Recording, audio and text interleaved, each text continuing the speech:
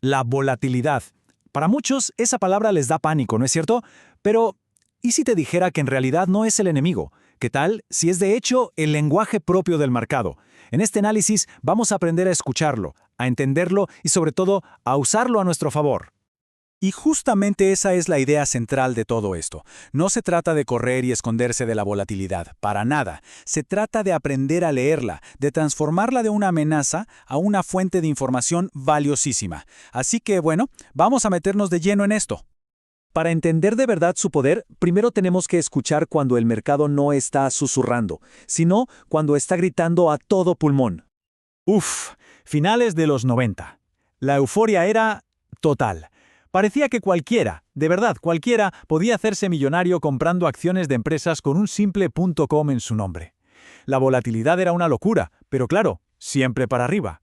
La gente, pues, cegada por la codicia, invertía sin ningún plan, pura emoción.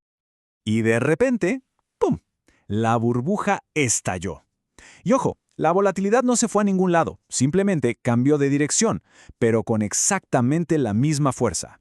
La misma energía que los hizo soñar los dejó en la ruina. Y aquí está el punto clave. El verdadero culpable no fue el movimiento del precio en sí, fue la falta de un sistema, de un plan para interpretar que esa volatilidad era básicamente la fiebre altísima de un mercado que estaba enfermo.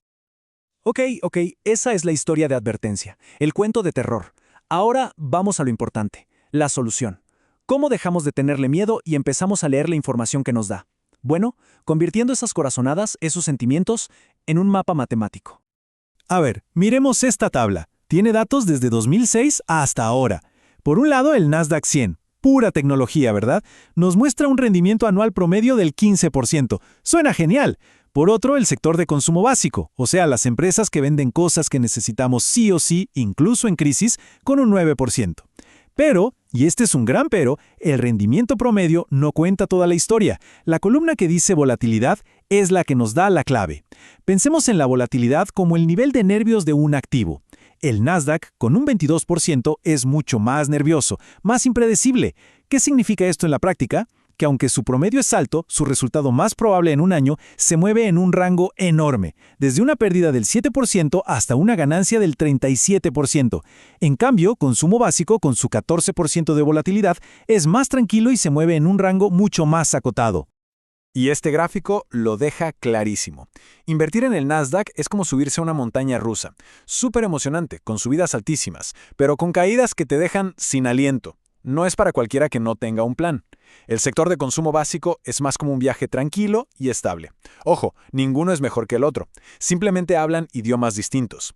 Y lo que acabamos de hacer es justamente eso, traducir el miedo en un mapa claro de probabilidades. Bueno, muy bien, pero ¿cómo medimos esta volatilidad en nuestro día a día para tomar decisiones reales, prácticas? Aquí es donde entra nuestra herramienta estrella, el ATR. El Average True Range, o ATR para los amigos, en palabras súper simples nos dice cuál ha sido el rango de movimiento promedio del precio de un activo en, digamos, los últimos 14 días. Es como tener nuestro propio traductor personal para entender lo que el mercado nos dice cada día.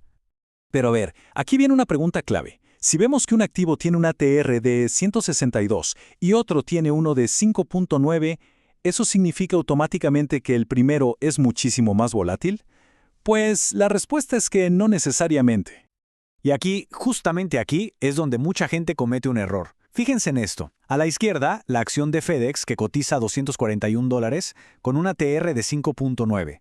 A la derecha, el índice IBEX, que anda por los 14,000 puntos y tiene una TR de 162. A simple vista uno diría, wow, el IBEX está súper nervioso. Pero esto es como comparar peras con manzanas. No tiene sentido si no usamos una misma escala. Entonces, ¿cuál es la solución? Pues pasar el ATR a un idioma que todos entendemos, el porcentaje. Y es súper fácil, de verdad. Solo hay que tomar el valor del ATR, dividirlo por el precio actual del activo y multiplicarlo por 100. Y listo, con eso ya medimos la volatilidad en relación con el propio precio del activo. Ahora sí podemos comparar.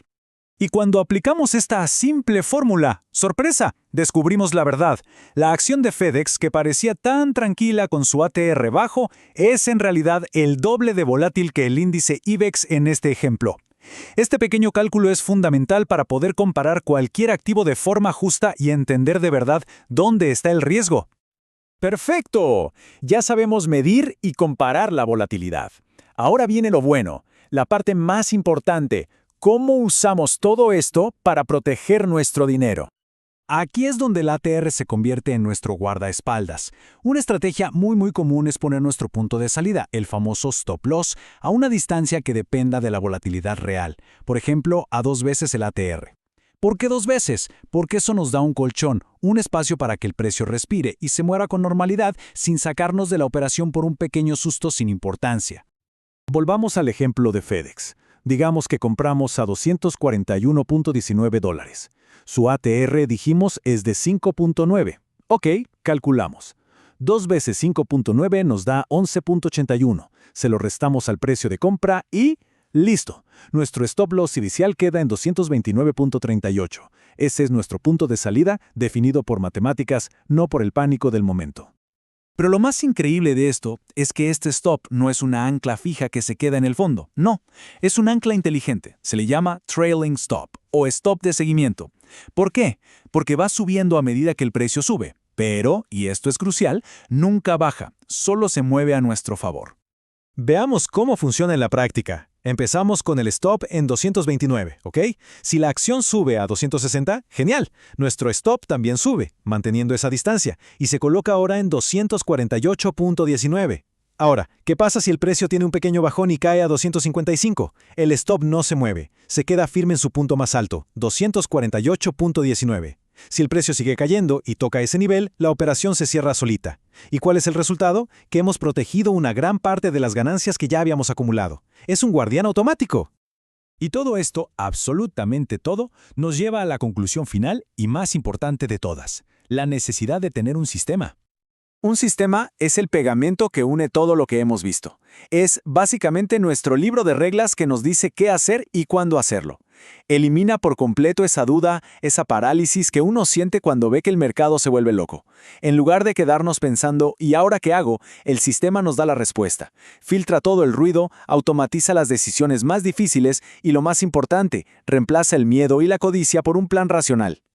Así que, al final del día, la pregunta no es si la volatilidad va a existir o no. Eso es un hecho.